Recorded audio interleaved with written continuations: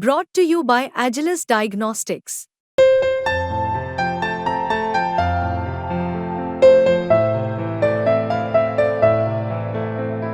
Agilus Diagnostics.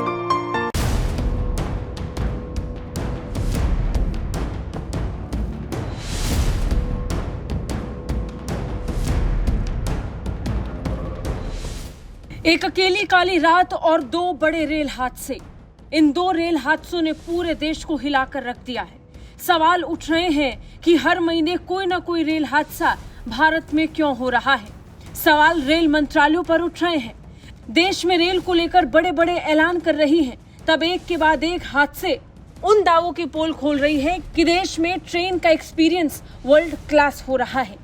अब उत्तर प्रदेश के कानपुर में साबरमती एक्सप्रेस के बेपटरी होने के बाद एक खबर बंगाल से भी आई।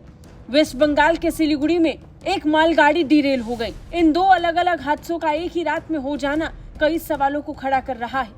जहां पूरी देश की निगाहें साबरमती एक्सप्रेस ट्रेन को लेकर सबसे ज्यादा टिकी रही, तो वहीं दूसरी तरफ सवाल मालगाड़ी के डीरेल होने को लेकर भी उठा। साबरमती एक्सप्रेस के 22 डिब्बे थे और ये एक यात्री ट्रेन थी। इसमें भारी संख्या में यात्री मौजूद थे। ट्रेन के बेपटरी होने के साथ ही लोग इधर उधर भागते हुए नजर आए। लोगों की शिकायत थी कि तुरंत कोई व्यवस्था भी नहीं मिली और तमाम सवालों के बीच में रेल प्रशासन एक्टिव हो गई। रेल प्रशासन तुरंत कार्रवाई के लिए पहुंची। इमरजेंसी नंबर जारी कर दिए गए और इन सब के बीच में जांच का सिलसिला भी शुरू हो गया। हादसे में किसी के जख्मी होने की खबर नहीं है। वहीं पश्चिम बंगाल के सिलीगुड़ी रंगापानी में ईंधन ले जा रही मालगाड़ी के डीरेल होने के बाद सिलीगुड़ी में जब ये एक्सीडेंट हुआ तो पता चला कि एक्सीडेंट प्राइवेट यार्ड में हुआ है और दावा किया गया कि इसका रेल मंत्रालय से कोई लेना देना नहीं है। लेकिन जब बात कानपुर की करते हैं तो अब सवाल कई उठ रहे हैं। कानपुर में हुए ट्रेन हादसे में किसी को जान माल का नुकसान तो नहीं हुआ है, लेकिन सवाल ये कि यह हादसा कैसे हो गया। ड्राइवर के मुताबिक हादसा शुरुआत में बोल्डर के इंजन से टकराने के कारण लग रहा है।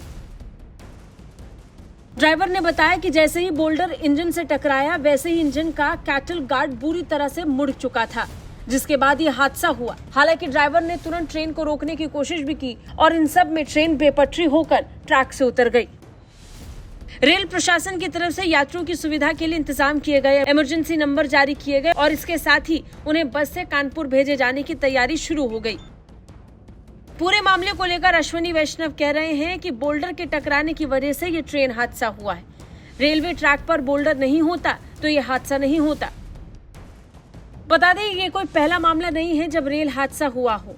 रंगापानी में 15 दिन पहले ही एक और मालगाड़ी बेपटरी हुई थी।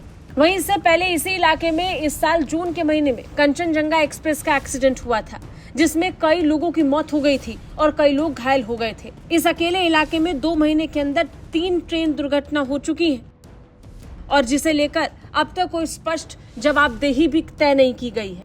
ये किसी को नहीं पता है कि पिछले कुछ महीनों में हुए ट्रेन हादसे के लिए सही तरीके से किसे जिम्मेदार ठहराया जाए। रेल मंत्रालय अपनी तरफ से दावा कर रहा है कि वो इन हादसों को लेकर जांच कर रहा है, लेकिन जांच का निष्कर्ष कभी पुख्ता नहीं निकला। हर महीने बढ़ती रेल घटनाओं को लेकर बार बार सवाल उठते हैं। ब्यूरो रिपोर्ट, भारत तक।